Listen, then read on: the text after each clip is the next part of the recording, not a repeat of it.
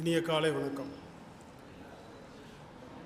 முதல்ல அருண்பாலாஜி சார் அவர்களுக்கும், சாய்மீரா அவர்களுக்கும், பிரியதர்ஷினி அவர்களுக்கும் என்னுடைய வாழ்த்துக்களை நான் தெரிவிச்சுக்கிறேன். நண்பர்களே, மீண்டும் ஒரு முறை எனக்கு மிகவும் பிடித்த பொள்ளாச்சி இலக்கிய வட்ட மேடையில் எனக்கு மிகவும் பிரியமான உங்களிடம் சில வார்த்தைகள் பகிர்ந்து கொள்வதற்கான இந்த நல்ல வாய்ப்பை தந்த பொள்ளாச்சி இலக்கிய வட்டத்திற்கு எனது நன்றியினை தெரிவித்துக் கொள்கிறேன். நீலச்சிறகு மௌவல் பதிப்பக வெளியீடாக வெளிவந்திருக்கும் சாய்மீரா அவர்களின் கவிதை தொகுப்பு.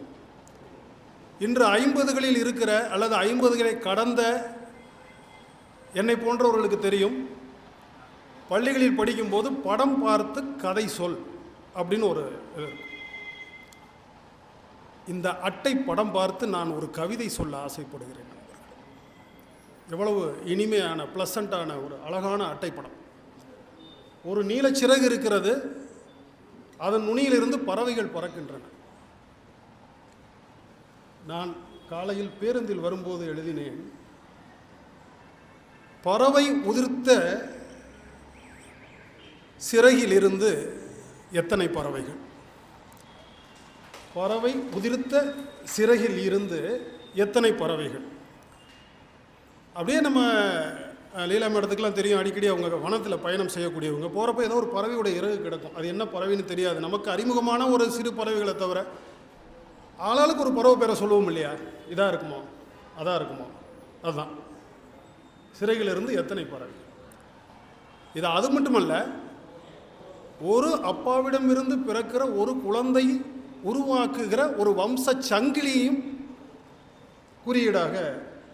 அதனால் இந்த கவிதையை தந்த இந்த அட்டைப்படத்திற்காக மௌவல் பதிப்பகத்திற்கும் உங்களுக்கும் என் மனப்பூர்வமான. இப்போது இந்த தொகுப்பில் முதல் எடுத்த உடனே முதல் கவிதையிலேயே அவர் ஆரம்பிக்கிறது, நினைவற்று போதல் என்பது எத்தனை இனிமை, நினைவற்று போதல் என்பது எத்தனை இனிமை அப்படின்னு அவருடைய ஒரு நெடுங்கவிதை ஆரம்பிக்கும். ஒரு உறவு, அந்த உறவு ஒரு நட்போ காதலோ, மிக நெருங்கிய உறவின் பிரிதலுக்கு பிறகு நினைவுகள் தான் கொடுமையான நோய், நினைவுகள் தான் அருமருந்து. அதனால் அத்தனை சுலபம் அல்ல நினைவுகள் அற்று போவது. அப்படி இருந்திருந்தால் இத்தனை கவிதைகளும் வாய்த்திருக்காது.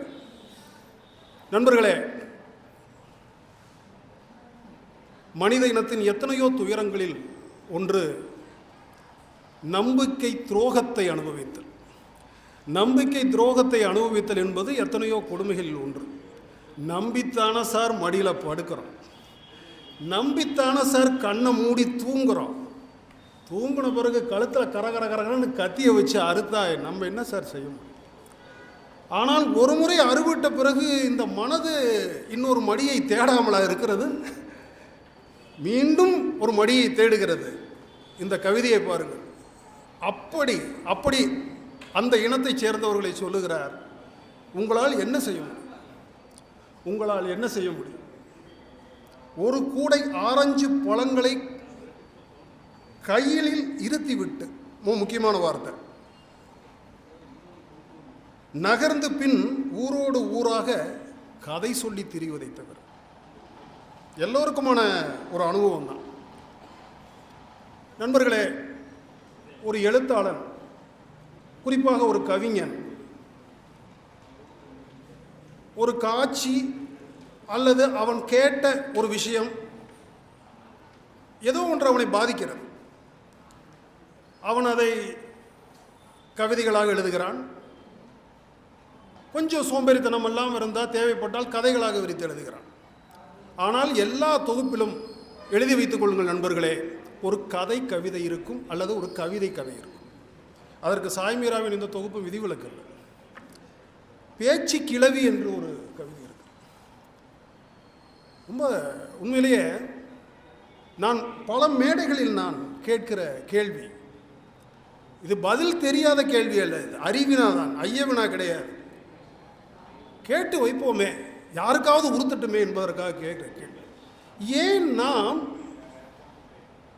ஒரு குறிப்பிட்ட காலத்திற்கு பிறகு வயதானவர்களை சாகுங்கள் என்று சொல்லுகிறோம்?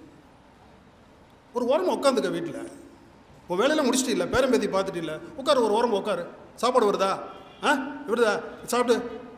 அவர்களை ஏன் மரணத்திற்கு தயார்படுத்துகிறோம்? இந்த பேச்சு கிளவியும் அப்படி ஒரு கதாபாத்திரம் தான். சாதாரண இதெல்லாம் இல்லை. திருவிளையாடல் படம் பார்த்துருப்பீங்க, பழைய திருவிளையாடல் படம். அதில் சிவபெருமான் வேஷம் போட்டுக்கிட்டு விறகு விற்பவராக வருவார். அப்போ ஒருத்தர் கேட்பார், உனக்கு குழந்தை குட்டிகள்லாம் இல்லையா?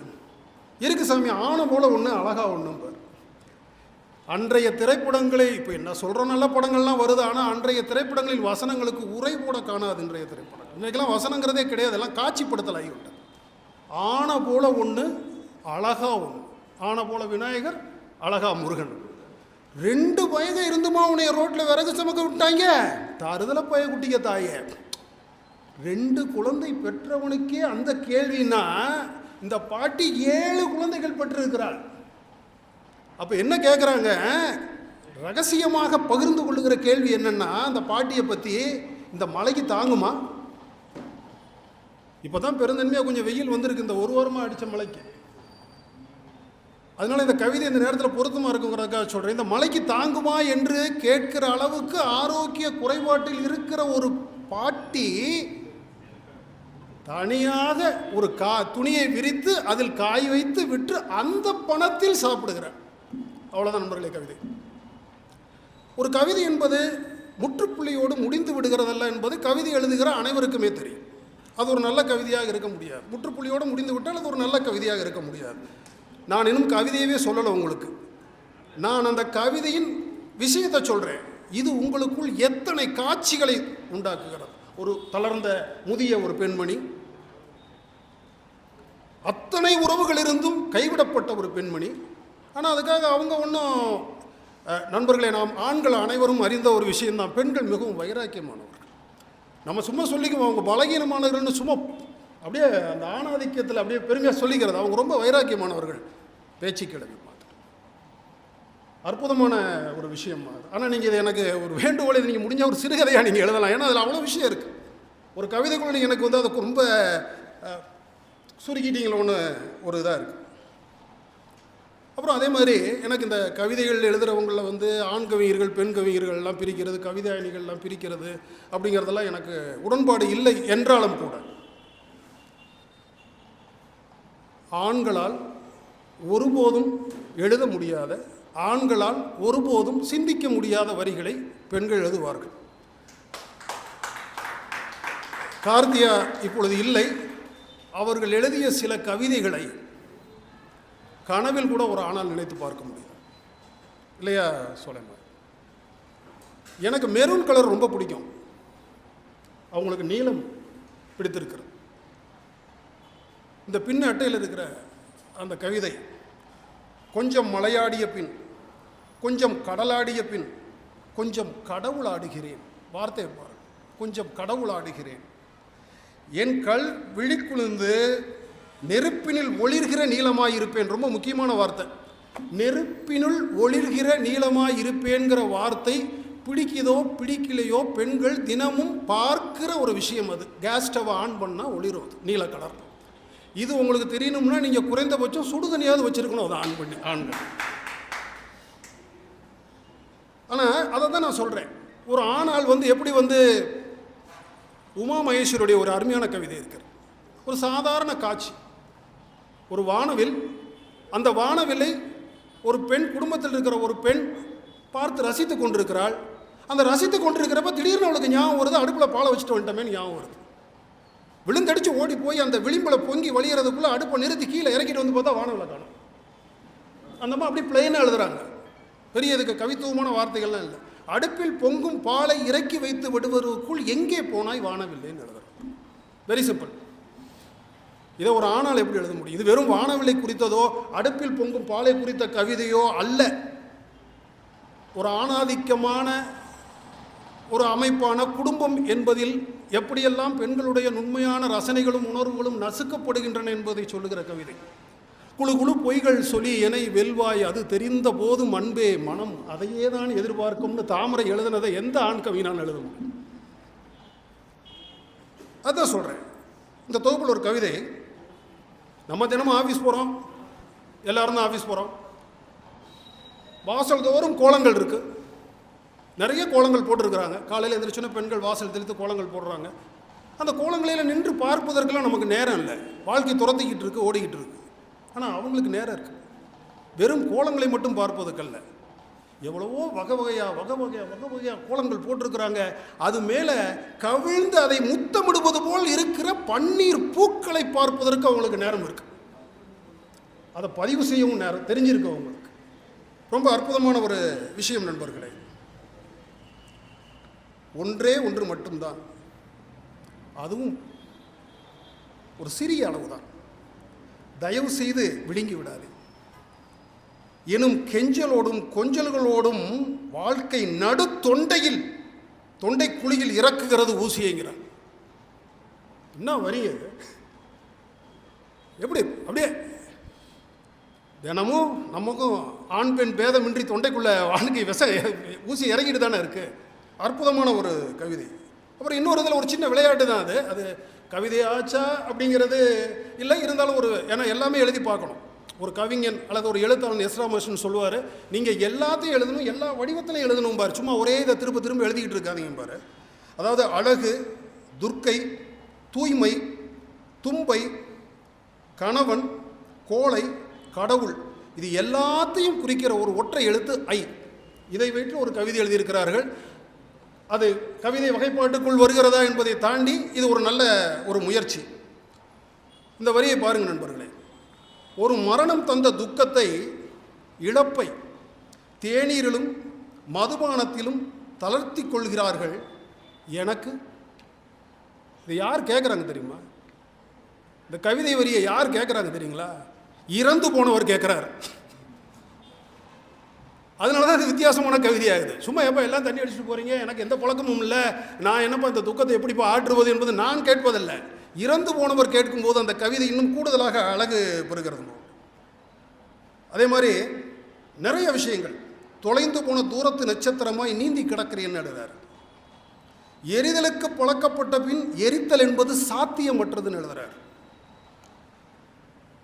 நேரெதிரே வாளை ஆட்டி குலைந்து குவிகிறது சிற்றொளின்னு எழுதுறார்.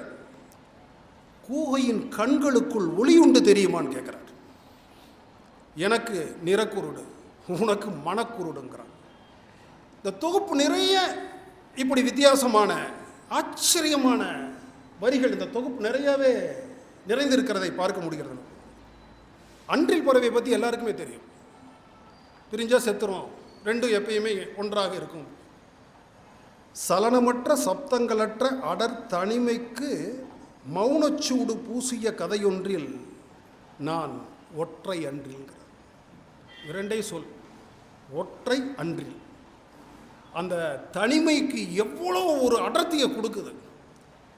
இணைந்து இருந்து ஒற்றைனா அந்த அன்றில் தனியாக இல்லை, இணைந்து இருக்கிறது, இன்னைக்கு தனியாக இருக்கிறது.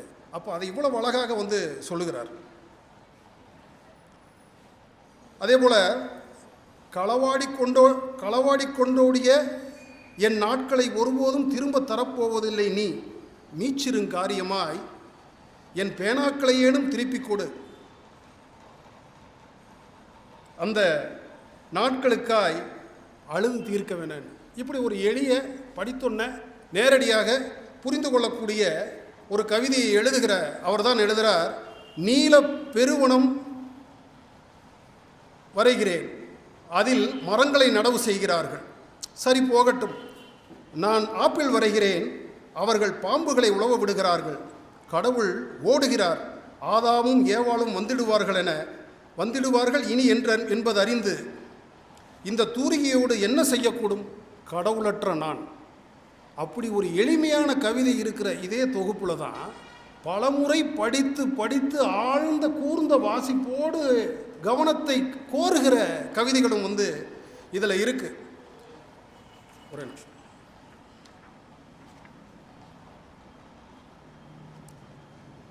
நீலத்தை புணர்ந்து பிறந்தவை இவை என பிரகடனம் செய்கிற சாய் மீராவின் கவிதைகளில் நீலம் நிறைந்திருக்கிறது.